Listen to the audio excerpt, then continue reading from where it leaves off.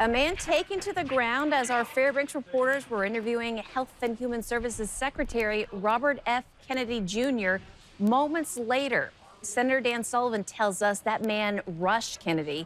The man said he was told by law enforcement that he would maybe face federal charges. Alex Bangle joins us live in Fairbanks where this all played out. And Alex, the man identified himself and also spoke with us. We heard that yelling as Adrian Peterson and I were covering a news conference. Now, that man who approached the secretary was detained for a short time, then released. The secretary, as well as Senators Sullivan and Murkowski, are physically okay. The man told us right after he was released he felt compelled to do this. I want to thank those senators for helping us with this. Again, Chief Ridley, thank you. You're committing genocide! Come on! You're so rebelling to us! I'm gonna go. Take him in. As the man who told Alaska's news source his name is Patrick Woolery was detained by law enforcement, including the Fairbanks Police Department, after he was taken to the ground, Health and Human Services Secretary Robert F. Kennedy Jr. continued talking to reporters as he stood next to Senators Lisa Murkowski and Dan Sullivan. It's disappointing. You don't expect that in Alaska.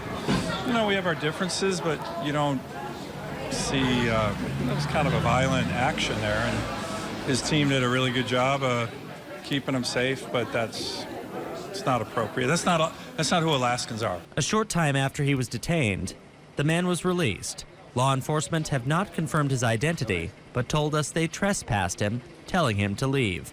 And he says he cannot come back to the Chief Andrew Risak Health Center for 60 days. It's not something that I can really bear to just, like, sit around and do nothing about, but that's all you can do. Like, right? We don't have any real power. But those people did, so I decided to go over and yell at them and tell them to stop. They're committing genocide. He then rode away on a bike. Earlier, a group of around 85 protesters had gathered along the street in front of the health center, speaking against Kennedy's vaccine policies and the Gaza situation, among other issues. You're committing genocide! Come on! You're so rebelling to us! Stop! It's unclear tonight if the man who caused this will face federal charges.